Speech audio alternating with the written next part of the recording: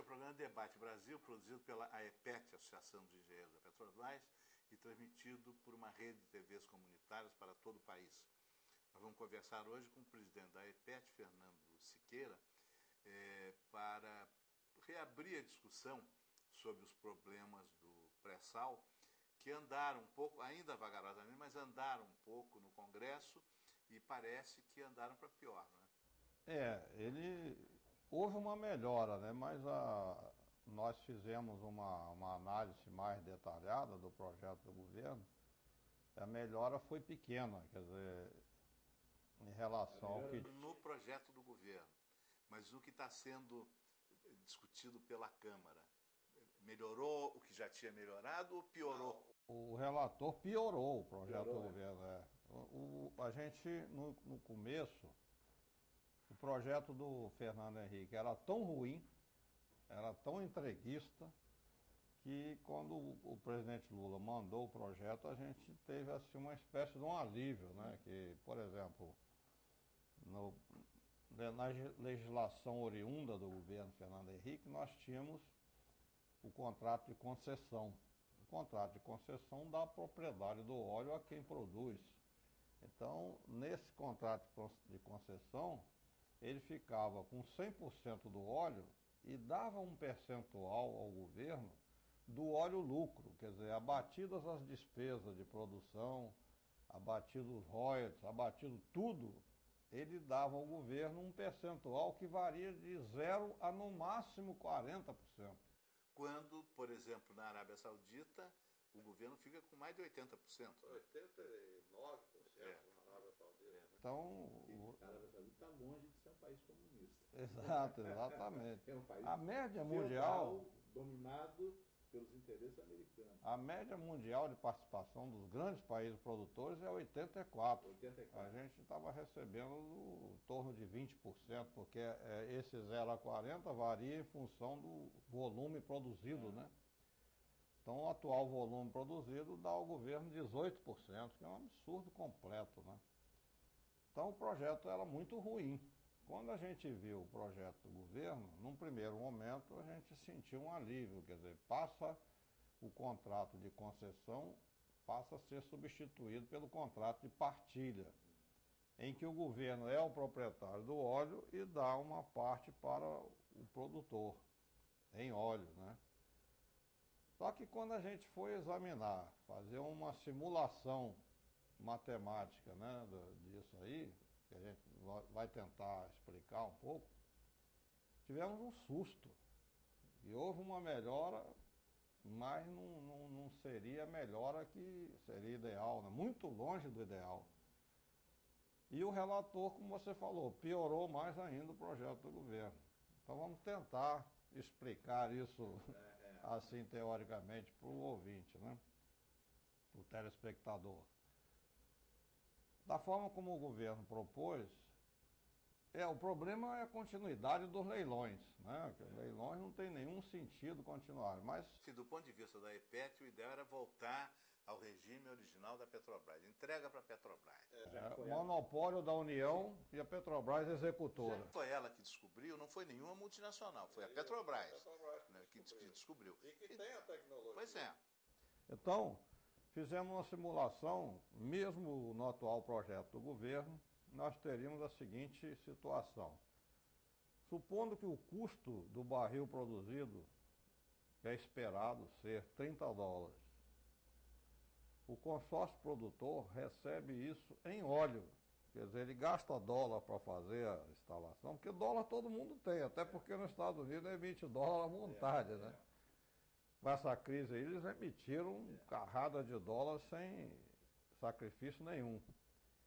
Então, dólar todo mundo tem. Óleo é que ninguém tem. Óleo é que é o estratégico. Então, pelo projeto do governo, você tem $30 do custo de produção e... Sim, depois da queda resultante da crise mundial, né, já subiu, não se compra mais petróleo a menos de $70. Isso eu estou fazendo a conta, ele vai subir, não tem dúvida. Ele vai subir porque nós estamos chegando ao terceiro e definitivo choque mundial, que os outros foram passageiros. O primeiro, o segundo foram passageiros. O primeiro foi porque os Estados Unidos apoiaram Israel, os árabes reagiram, fizeram boicote. Depois isso passou. O segundo foi porque o Khomeini assumiu e tinha um ódio mortal dos Estados Unidos, porque prejudicou muito o país. Então fez o segundo choque. Mas passou também. Agora não, nós estamos chegando a um choque de demanda. Quer dizer, Sim, nós estamos chegando perto do momento em que a procura vai ser maior do que a disponibilidade. Não é só a oferta, a disponibilidade, né? disponibilidade, Nós estamos hoje produzindo no mundo 82 milhões de barris. E consumindo 82 milhões de barris. Só que o consumo vai continuar subindo e a oferta está chegando no pico. Então significa que ela vai cair de uma forma muito forte, muito acentuada.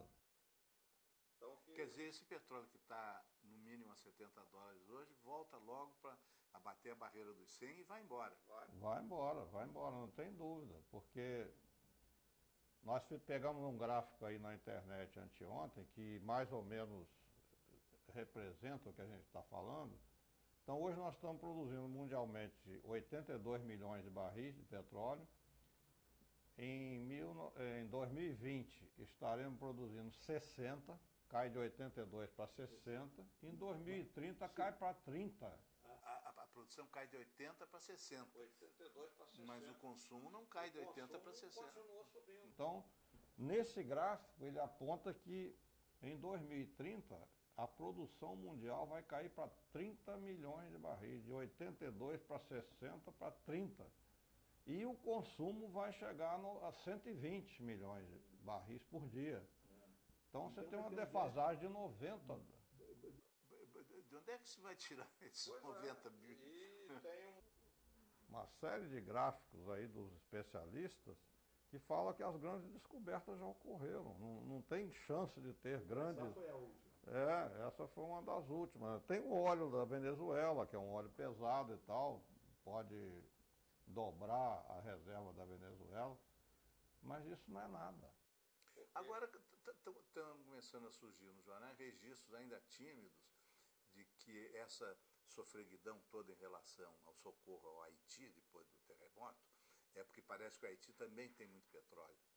Isso aí tem que ser comprovado, né? A gente não pode hoje dizer uma reserva do Haiti porque não foi ainda comprovado, né? E a comprovação de reserva só se dá quando fura, né? No caso do pré-sal, por exemplo, os geólogos da Petrobras durante 30 anos acharam que tinha, mas só puderam anunciar quando realmente furaram, né? Então é possível que o Haiti tenha petróleo, tomara que tenha, né? Que é um país pobre, paupérrimo, né? Sim, mas se o Haiti tiver petróleo e adotar a mesma legislação brasileira que está em vigor no Brasil, vai continuar pobre. Não vai adiantar nada, vai continuar pobre, sem dúvida. Então nós estamos nessa desespero, né, de querer mostrar para a população que o projeto do governo Lula ainda está muito aquém do ideal. Por quê? Porque durante 30 anos a Petrobras pesquisou uma riqueza, é uma riqueza que nós podemos estimar aí em mais de 10 trilhões de dólares. É uma riqueza que se torna cada vez mais estratégica, pelo que eu estava falando ainda há pouco, né? A escassez de petróleo é uma realidade. Os Estados Unidos precisam desesperadamente de petróleo, a Europa precisa, o Japão, as 7 irmãs. Há um risco, inclusive, de uma terceira guerra mundial, né? Então o Brasil descobre uma riqueza enorme, altamente estratégica, e nós fazemos uma mudança de uma lei ruim, que é a lei do Fernando Henrique, quando foi feita, a desculpa é: temos que incentivar a vinda de empresa estrangeira para correr risco. E temos que incentivar a empresa estrangeira para correr risco com perspectiva de baixo retorno. Então vamos dar o máximo, vamos entregar tudo para os caras para atrair o capital. E assim foi feito. Então essa lei é uma lei absolutamente inaplicável. Esse argumento venceu a opinião pública, pelo menos no sentido de que não houve maior resistência a essa lei. Mas aí nós temos que fazer um intervalo. Mas era verdade? Até já. As mulheres já superaram muitas barreiras. Chegou a hora de superar mais uma, o medo de falar da violência. Ligue 180, Central de Atendimento à Mulher. A gente ouve, orienta e te apoia. O serviço é gratuito, confidencial e atende 24 horas. Uma vida sem violência é um direito de todas as mulheres. Ministério da Saúde. Secretaria Especial de Políticas para as Mulheres. Brasil, um país de todos e de todas. Este é o programa Debate Brasil, produzido pela AEPET, Associação de Engenheiros da Petrobras, e transmitido por uma rede de TVs comunitárias para todo o país.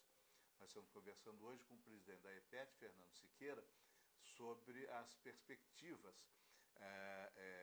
de regulamentação, do marco regulatório para a futura exploração do petróleo do pré-sal. No fim do bloco anterior, o Fernando está dizendo que quando se votou a atual legislação das concessões petrolíferas das multinacionais nos anos 90, o argumento era que havia pouco petróleo, então precisava dar incentivos a essas empresas para arriscarem e descobrirem petróleo.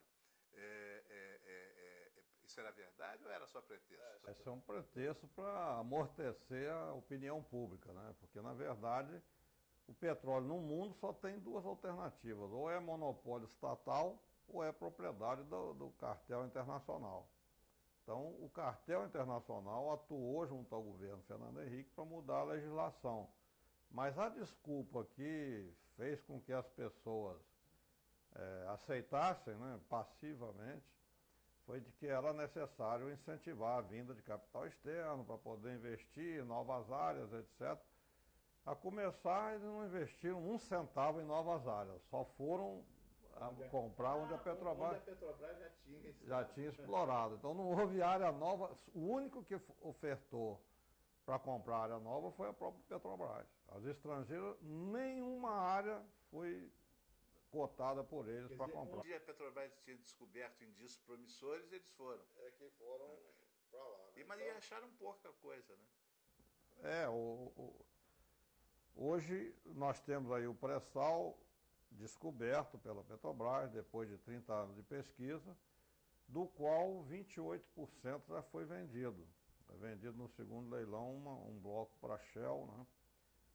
E desses 28%, a Petrobras detém cerca de 50%, quer dizer, 14% foi vendido já. Agora, é uma riqueza enorme que mostrou exatamente o contrário da filosofia que justificou a quebra do monopólio. Ou seja, o pré-sal não tem risco, porque quando a Petrobras achou a província, ela furou 13 poços e achou excelente petróleo nos 13, portanto, os 100% de acerto. É comum isso de furar 13 e os 13 terem petróleo, ou o percentual furou 13 e achou em 7? Não, esse tipo de exploração, né, furo exploratório, o índice de sucesso é 20%, é considerado excelente. Aqui foi 100%. 100%. Furou blocos em pontos diferentes e achou petróleo em todos. Isso é uma coisa inédita no mundo, não existe. Mas por quê? Porque o pessoal especulava essa área como uma área diferente, é fruto da abertura dos continentes africano e brasileiro. Então esperavam os geólogos esse percentual. E na prática se comprovou. Então, além de ter um risco baixíssimo, né, onde furou achou, ainda tem um retorno altíssimo, quer dizer, exatamente o contrário da filosofia que norteou a lei atual. A lei atual dizia alto risco e baixo retorno. Foi testado o segundo poço de Guará agora, o outro bloco, além de Tupi, e ele apresentou uma produtividade de 50 mil barris por dia. 50 mil barris por dia. Um poço é maior produtor do que toda a Bahia, todo o Rio Grande do Norte, Aracaju, só não supera ainda Macaé, Campos, né? Porque... Fora do Brasil, é comum a existência de poços assim que rendam 50 mil por dia? Não, isso é mais do Oriente Médio, né? O Oriente Médio é que tinha poços assim, que agora estão decadentes e já não produzem mais essa quantidade. Então esse é o poço mais produtivo do mundo. Hoje é um dos mais produtivos do mundo. Então, não justifica uma legislação que dá uma enorme vantagem para atrair capital externo. E por que não justifica o leilão? Os lobistas dizem que, mas precisam recursos externos. Recentemente, o banco Goldman Sachs, que é um analista de empresas mundiais, tem um relatório anual sobre as empresas, colocou a Petrobras e a Vale do Rio Doce entre as 10 empresas mais viáveis do planeta. E chama a atenção no relatório o seguinte: a Petrobras é a mais viável entre as petroleiras exatamente por ter o pré-sal. Quer dizer, ela é uma das mais viáveis no conjunto das empresas. Todas as empresas do mas mundo. No setor indústria do petróleo, ela é a mais viável. Ela está entre as 10 em todos os setores. E no setor petrolífero é mais viável por ter o pré-sal. Então, isso significa o quê? Que não tem dificuldade de recursos financeiros. O Gabriele falou recentemente que ele estava com 170 bilhões para os próximos 5 anos e precisava mais 4. Então ele foi pedir 4 bilhões num banco, o banco queria dar 16. Ele falou, mas eu só preciso de 4. Não, mas você tem como pagar, leva 16. A gente faz um juros menor do mundo para você, querendo empurrar, porque o sistema financeiro vive de emprestar e não tem ativo mais sólido para empréstimo do que petróleo. Então, em termos de financeiros, não tem dificuldade nenhuma para a Petrobras conseguir os recursos. Até porque o pré-sal também é autofinanciável, né? Está produzindo o primeiro poço aí desde maio do ano passado, ele está dando 15 mil barris por dia, está remunerando as despesas, né? E no fim do ano deve entrar um sistema piloto produzindo 100 mil barris por dia. Isso tudo é dinheiro que vai entrar. Mas se precisar alguma coisa a mais, o sistema financeiro... A China ofereceu quanto? É? A China ofereceu também... A China emprestou 10 bilhões em troca do Brasil fornecer 200 mil barris por dia durante 10 anos, ao preço de mercado, né? De mercado. Preço de mercado. Se bateu os 100 dólares, se bateu os 100 dólares, paga os 100 dólares. É preço de mercado. Então, e se o Brasil quisesse mais, a China dava mais. Para ela garantir um fornecimento é bom, né? O Brasil não ofereceu mais petróleo porque o pré-sal ainda demora um pouquinho, né? Então, em termos de recursos financeiros, não há a menor dificuldade. Em termos de recursos tecnológicos, que é outra lenga-lenga dos lobistas, né? Não, vamos trazer empresas de fora para trazer novas tecnologias. É uma brutal falácia, porque a Petrobras ajudou a desenvolver, foi a primeira empresa do mundo que foi para águas profundas. Foi a que teve coragem de investir em águas profundas, aí as outras correram para isso. Então ela foi a primeira que desenvolveu a tecnologia, mas ela não vende essa tecnologia, ela paga a empresas. Por exemplo, os 3 gargalos tecnológicos, quais são? A perfuração é um. Então as empresas especialistas em perfuração constroem as suas plataformas para atender essa demanda de águas profundas. E elas fornecem esse equipamento para a Petrobras, para a Shell, quem quer que seja que for produzir petróleo vai contratar essas empresas. Então é o mesmo fornecedor do serviço, né, a empresa de perfuração.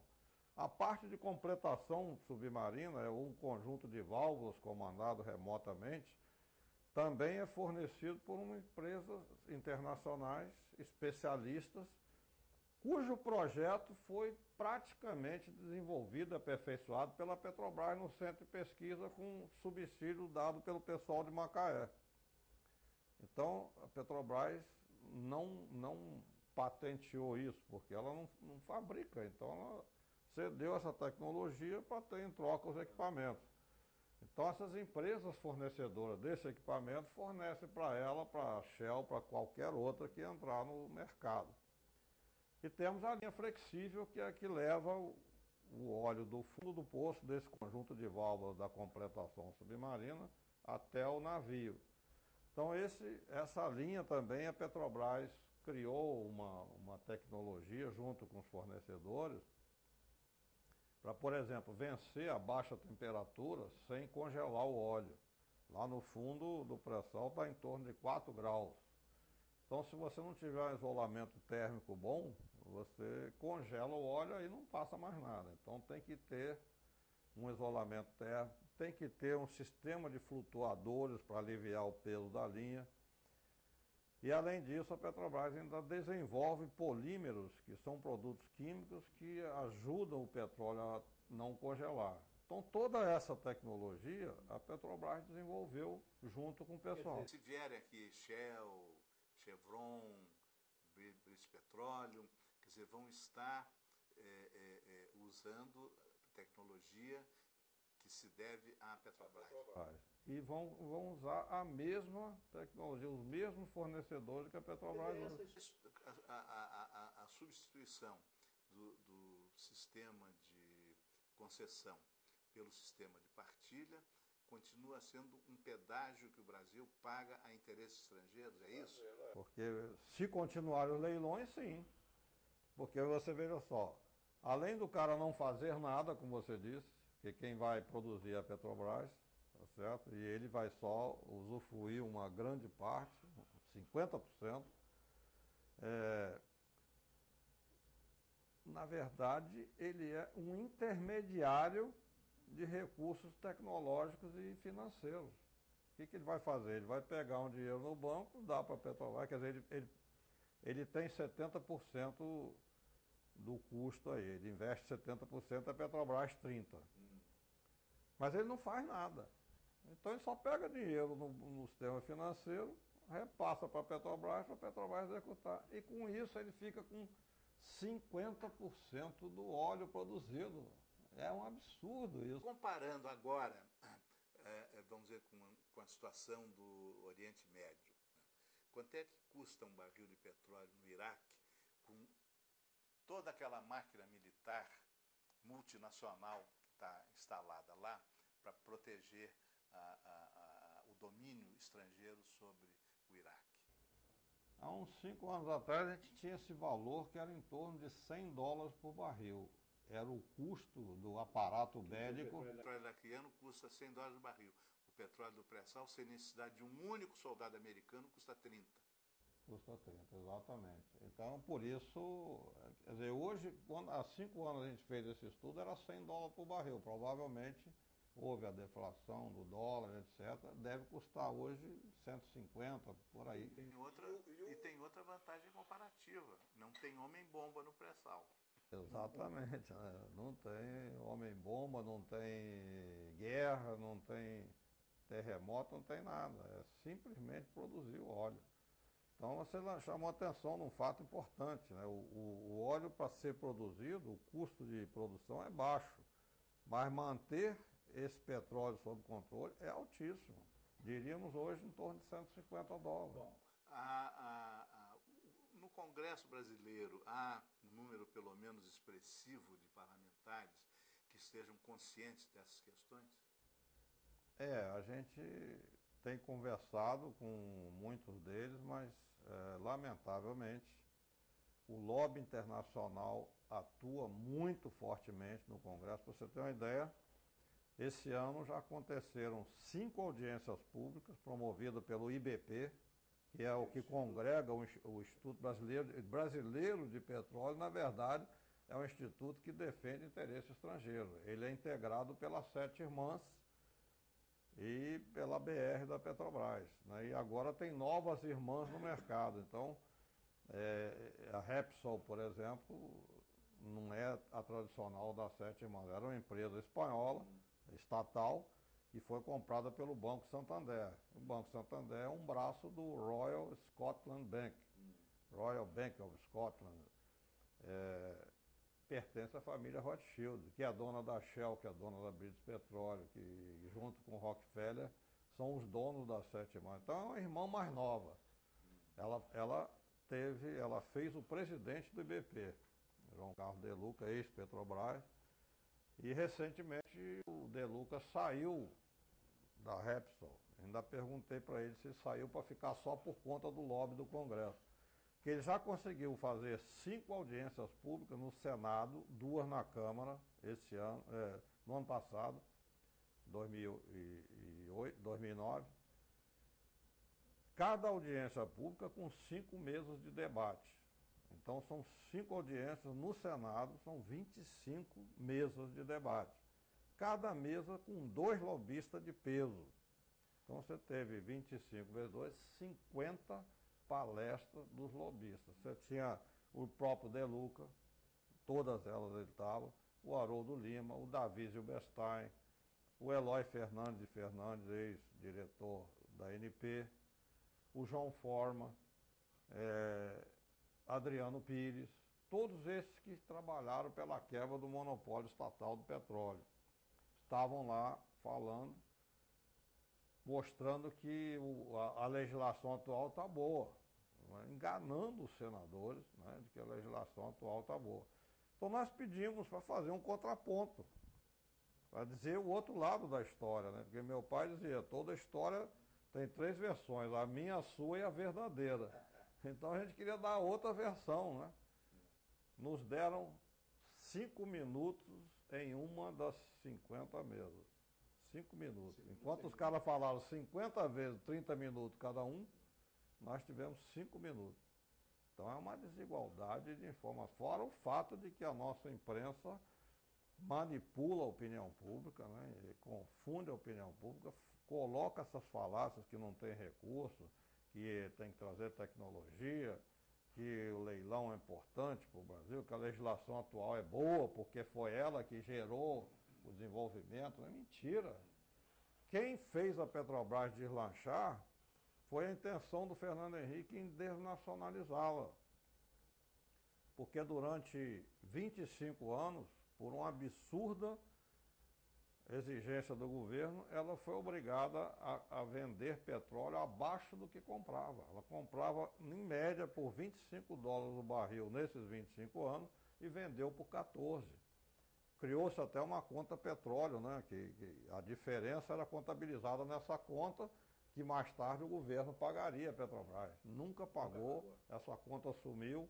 Da mesma forma... E ainda se diz hoje, pois a Petrobras mama nas tetas do governo. O governo é que mama nas tetas da Petrobras. Exatamente. O que é pior, quem mama nas tetas da Petrobras são as multinacionais. Também. Porque além dessa conta petróleo que se fez absurdamente, ainda se fez uma mudança no percentual de participação, de tal maneira que a Petrobras recebia 14%, contra 60% nos Estados Unidos, e as multinacionais recebiam 25% contra 2% nos Estados Unidos. Então fizeram uma manipulação na estrutura de preço que representou uma transferência durante mais de 15 anos da Petrobras para o cartel internacional da distribuição de $3 bilhões por ano.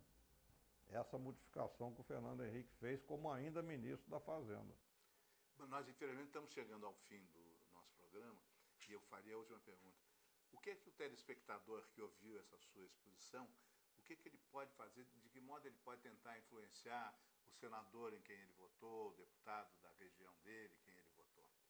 Nós estamos fazendo aí um papel, um panfletinho, para mostrar que os leilões não podem continuar.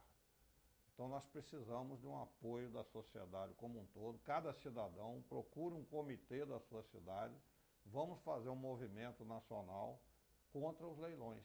Porque na década de 50, quando o petróleo era apenas um sonho, né, nós tivemos o maior movimento da nossa história. A gente quer reeditar isso. O petróleo é do povo brasileiro, então ele tem que ser nosso. Não pode nem essa legislação do governo Lula continuar, porque ela é canhestra, ela é ruim, ela é desnacionalizante para o Brasil. Então eu queria o apoio de cada um de vocês, porque essa riqueza nos pertence.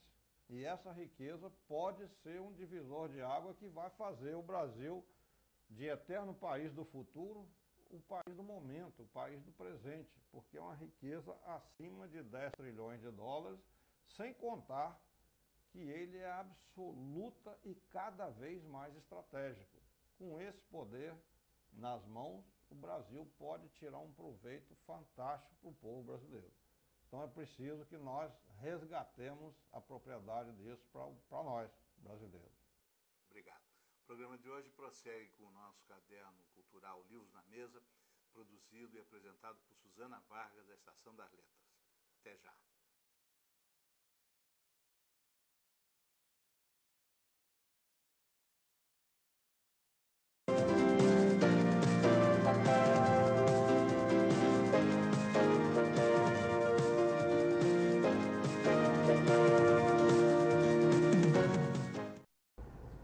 Debate Brasil sorteará livros, boa parte deles doadas por autores entrevistados na parte cultural do nosso programa, o Livros na Mesa, entre todos os nossos telespectadores. Todos aqueles que tiverem interesse, por favor, acesse a página da AEPET, Associação de Engenheiros da Petrobras, na internet. O endereço é www.aepet.org.br. Lá você poderá se inscrever e, quem sabe, vir a ser brindado por esse sorteio, onde nós procuraremos difundir um pouco mais da nossa literatura.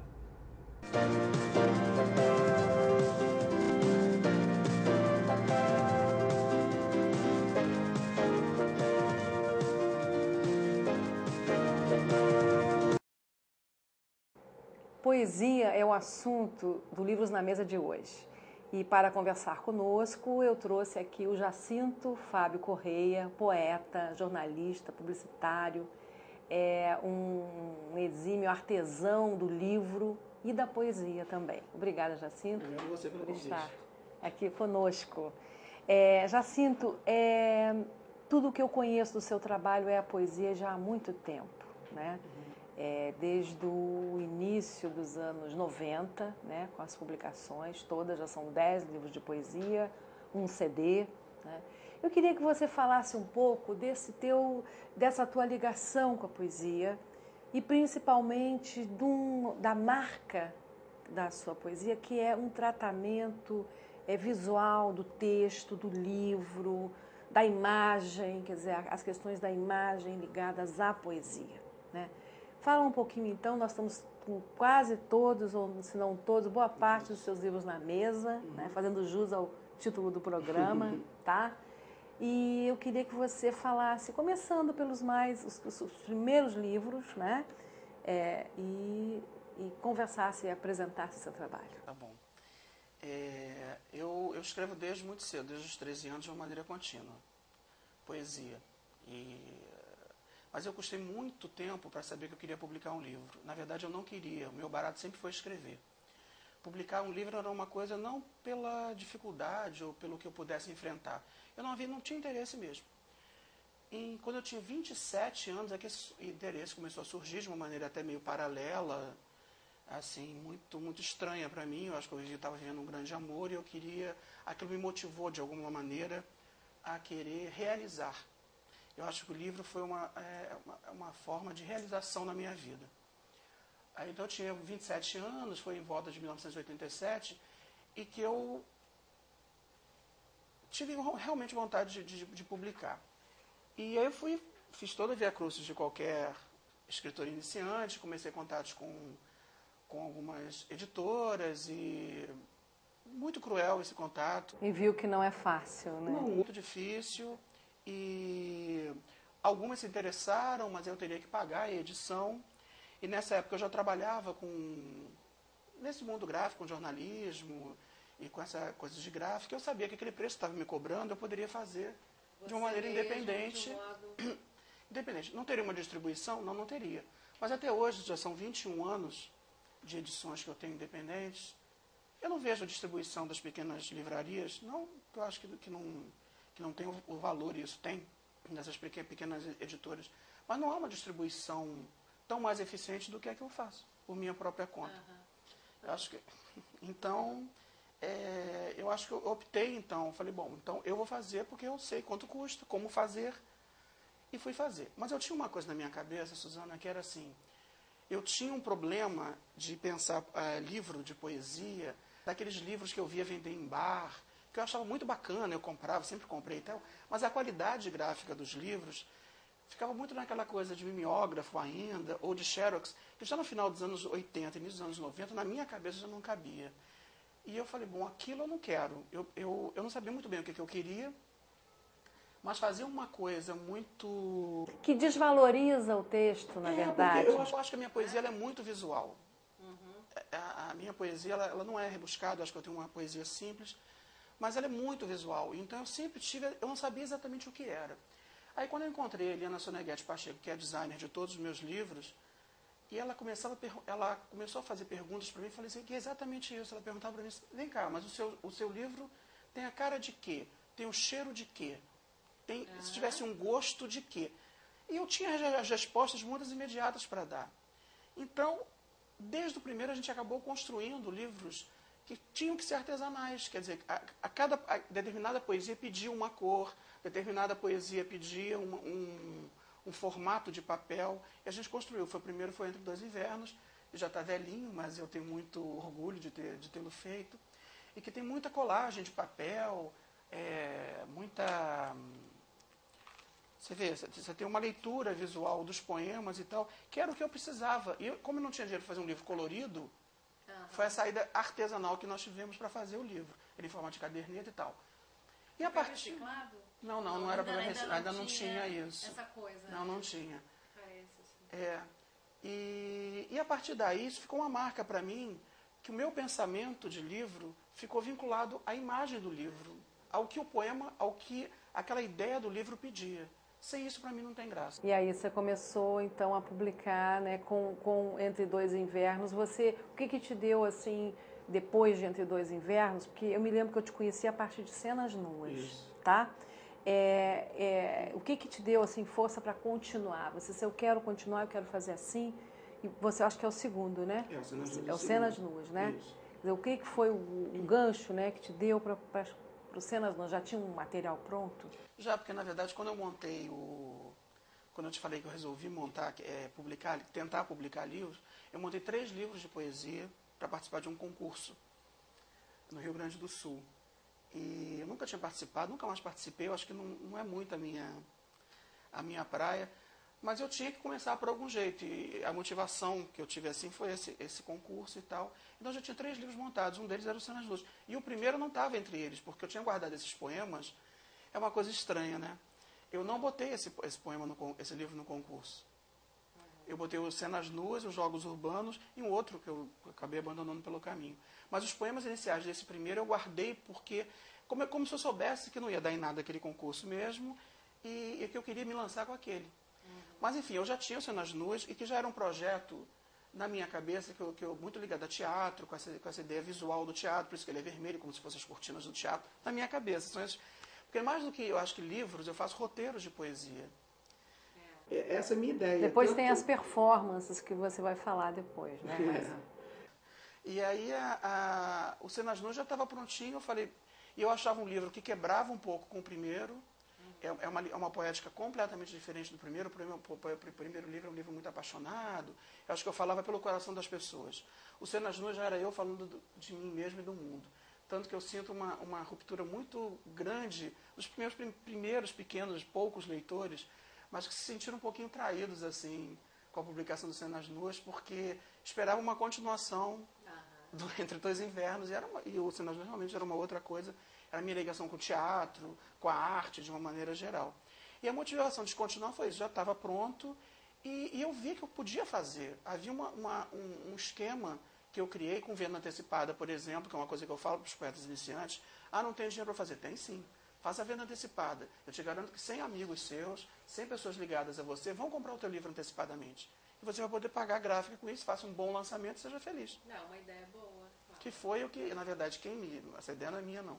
É da Cecília Leal, que é designer, que foi a coordenadora editorial dos meus primeiros livros. Foi ela que me fez, na verdade, publicar. Eu já tinha desistido, ela falou, não vai publicar assim. E a gente criou vários mecanismos, entre eles esse da venda antecipada.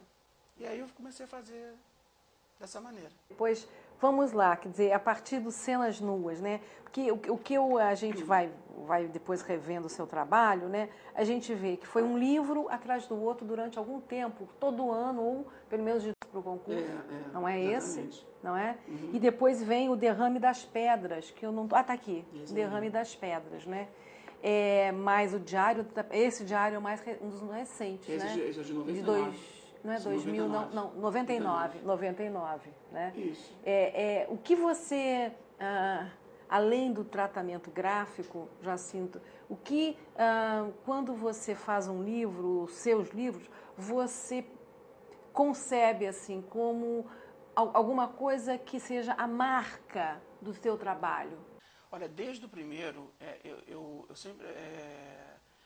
para mim, montar um livro, talvez por isso que eu não tivesse tido o interesse de publicar livros antes dos 27 anos. Acho que aos 27, 28 você começa a amadurecer mesmo na vida, né? Eu não consigo, na minha cabeça, fazer um livro assim, juntando meus melhores poemas daquele período. Não é assim que funciona comigo. Por isso que eu acho que eu faço muito mais do que livros, eu faço roteiros. Eu tenho uma ideia, geralmente é em sonho, ou quando eu estou muito desligado de tudo, eu tenho uma ideia. E aí essa ideia eu vou contando através dos poemas. E como eu escrevo muito, eu vou capturando nos meus cadernos os poemas que cumprem essa ideia. E geralmente não estão nos livros os meus melhores poemas. Olha. É uma maneira estranha, eu sei que mas é particular. Assim, às vezes, assim, quando eu tenho ideia, eu procuro os melhores poemas que eu tenho para cumprir aquela ideia. Ou aquele cheiro, por exemplo, o Derrame das Pedras, por exemplo, que eu acho que é o meu melhor roteiro até hoje, que é de 94, a ideia que eu tive uma imagem de um poeta andando pelas ruas da cidade, espalhando poemas pelos postes, para que o seu amor não se esquecesse dele. E esses poemas são espalhados pelos postes da cidade, são poemas, são versos, que eles param em forma de senhas, que só aquelas duas pessoas vão entender. E aí eu construí o livro todo buscando poemas que se encaixassem nesse sentido de mistério, de mensagem, de exposição, mas uma exposição velada. E aí eu construí, são 7 senhas, que até deu nome a um recital meu, 7 senhas, que eu vou desvendando a ideia do livro. Então todos os livros são assim, desde o primeiro, Entre Dois Invernos, que foi o primeiro, por exemplo, é uma coisa, começava no inverno e terminava em outro. Era uma história de amor nesse sentido. E por aí vai. O próprio Silenciário, que é o mais recente, foi a ideia de... Quando eu percebi que eu ia fazer 50 anos, que eu estou completando esse ano, eu queria comemorar esses 50 anos, e eu falei assim, poxa, a melhor comemoração para mim é através de um livro, ou de um recital e tal. Eu falei, mas como traduzir esses 50 anos de vida e 37 de poesia? E eu fiquei com isso durante um ano, tentando descobrir qual era esse fio. De vida, 50 de poesia. Talvez, seria bom. Você não parece que tem 50 anos. Mas são 50. Nenhuma, né? E aí eu fiquei assim um ano e pouco, tentando descobrir qual era o fio condutor desses 50 anos. E eu descobri que era a contemplação, que foi o silêncio. O silenciário. E aí virou o silenciário, que é esse meu espaço do silêncio, né? Onde eu dividi em quatro campos assim, que eu achei mais significativos, e fui buscando os poemas que se encaixassem nessa ideia. Tento buscar os melhores, mas nem sempre. Eu tenho, por exemplo, o que eu considero um dos meus melhores poemas, até hoje eu não consigo publicar, porque ele não se encaixa em nenhum dos livros. Eu sei que é uma coisa que não é um bom exemplo, mas é a minha história. É uma concepção de livro, né, completamente diferente de todos os que a gente pensa de poesia, né? Ele não é um livro só de poesia, é um roteiro, né? É uma história, né? Ele conta uma história com poemas. Ele tem essa questão do tratamento artesanal e gráfico, né? Todos os textos. Uma coisa que eu achei muito interessante, hoje você trouxe, por exemplo, os poemas casados, né? O meu livro, que eu fui à noite de autógrafo do Jacinto, o que eu comprei é completamente diferente desse aqui. Essa capa explica aí pra gente, Jacinto, uma capa toda com patchwork, fala lá. Na verdade, explica ela para nós. Esse livro, assim, eu tenho, desde o primeiro, eu percebi uma coisa muito engraçada que aconteceu no Cenas Nuas, por exemplo. Quando eu publiquei, eu falei assim, Helena, vamos tentar fugir então, dessa vez no segundo livro, de ficar uma coisa artesanal, porque ele é em silkstream, já tem o tratamento humano muito presente, o Cenas Nuas, né? Mas assim, a gente tentou fugir, não ter colagem, não ter alguma coisa. Quando o livro chegou da gráfica,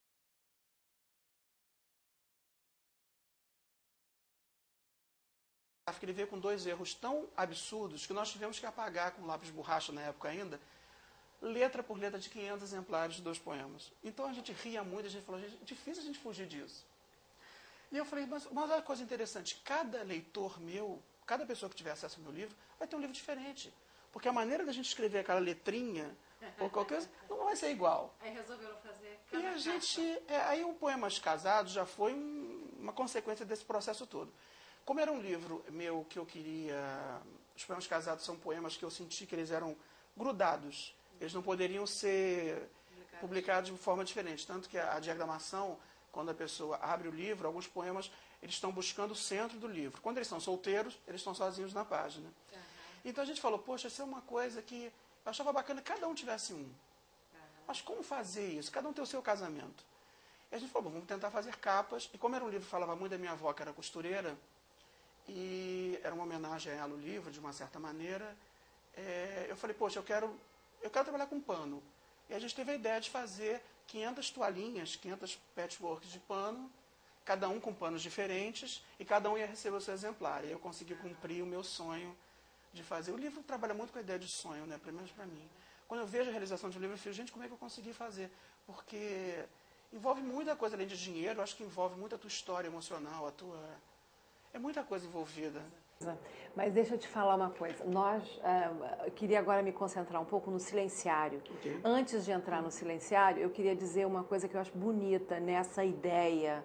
Né? Principalmente, eu acho que os poemas casados, eles mostram, porque mostram assim, está muito na cara o tratamento individual que você dá, né? Porque a poesia é uma coisa que é um tipo de texto que fala para todos e para cada um em particular. Eu acho que esse é o traço da poesia, dá um tratamento individualizado a cada pessoa, cada um que lê, né, lê e aquilo é para ele, aquele texto está dirigido a todos, mas chega a cada um de uma determinada forma ou de várias formas, dependendo do dia. Então, eu acho que encarna muito essa ideia, né, do que é um poema, né, enquanto texto, mensagem, a função social que ele pode ter, a função individual e social que tem a poesia na nossa vida e no mundo contemporâneo. Isso eu acho maravilhoso no teu trabalho. Viu? Eu queria também que você agora começasse a falar um pouquinho de Silenciário, que temos pouco tempo. Fala um pouquinho dele e depois eu quero que você leia uns poemas pra gente. Tá legal. Bom, o Silenciário, então, ele foi dividido em 4 dimensões, que seria a pátria, a existência, que caiu um pouco para a parte da infância, a natureza, que eu tenho escrito muito sobre árvores, que é a minha grande paixão, e a parte do amor. Na pátria, que ficou, eu chamei de pátria, mas é uma sensação de terra, foram os lugares que eu conheci, e a minha dificuldade como poeta de lidar com o Brasil, com essa dimensão do Brasil enquanto uma entidade a ser amada, a ser adorada. Eu, como homem, vivencio essa parte muito brasileira, como cidadão, mas como poeta, o poeta é do mundo. Minha parte, então, para mim, eu tenho um pouco de dificuldade. Mas eu acho que eu consegui resolver bem essa coisa da pátria, fazendo os lugares onde estive, eu escrevi muito sobre os lugares onde passei pelo mundo, e muita parte do Brasil mesmo eu consegui tentar resolver, um dos que eu considero melhores poemas do livro está nessa parte da pátria, que é o Promissão, que eu vou ler daqui a pouquinho, e a parte da existência, que acabou indo para uma coisa mais infantil, uma coisa um pouco mais melancólica, não infantil, da infância, um pouco mais melancólica, a parte da natureza, que eu foquei mais nas árvores mesmo, que é um interesse meu, eu acho que é o ser mais perfeito sobre a Terra. A gente pode achar uma pessoa feia, um bicho feio, mas uma árvore ainda não viu nenhuma feia. Isso me causa um interesse muito grande. E a parte do amor, que conta a história da espera. Eu acho que o silêncio, na dimensão do amor, é mais representado pela espera, até mais do que a saudade. Você quer ler, então? Então eu vou ler os poemas. O primeiro que eu vou ler é o Promissão, que fala dessa minha tentativa de diálogo com o Brasil, enquanto poeta, não enquanto cidadão. À noite, enquanto todos dormem, cubro os solos com palha, desenho flores e casas ribeirinhas, afago iaras e curupiras à beira-mar.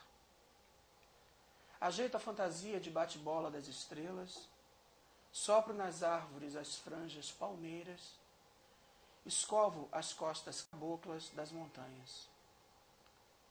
Na quietude de cirandas sonhadas, coroa Tupã, Deus do universo, em trono de lua, enfeitada por bambus e bananeiras. Ainda não é tarde, para amar este país. Esse é o da dimensão da pátria. Né? O do amor que eu queria ler, que eu acho que eu brinco, acho que é um poema que sintetiza um pouco o livro, que eu brinco com essa coisa do silêncio e do não silêncio. Se chama Silenciosamente. Filho adotado pelo silêncio e pelas horas pesadas que não passam, eu nada direi. Aqui permanecerei quieto, como gado esperando o dia findar, para sem sinos voltar ao pasto do dono. Conhecerei as palavras que mudas reinam, e com elas erguerei cidades e sítios. Aprenderei o mistério de calar, ainda que um breve canto pareça necessário. Mais olhos que lábios, mais contemplação que luta. O valor reconhecido da orquestra em repouso, o respeito do inseto que, sem zumbido, toca a flor. Espanto do menino que leva a mão à boca ao receber o brinquedo mais desejado e corre a escondê-lo em cuidados sob a cama. Tempo sem nome, tecido pelo prazer da agulha no pano, a rezar em copas o encontro. Ao coração pedirei licença para somente ouvir o quase imperceptível murmúrio da saudade. Saberei te amar, perdida silenciosamente na espera. Obrigada, Jacinto. Muito bonito o silenciário nas livrarias, nas boas livrarias para vocês. Eu queria, então, agradecer a sua presença. Eu agradeço. Né? Desejar sucesso, né? Em todos os próximos livros, em todos esses livros tão cuidados e bonitos que você vem, esse trabalho que você vem fazendo pela poesia aqui no Rio de Janeiro. Esse, então, foi o Jacinto Fábio Correia para o Livros na Mesa.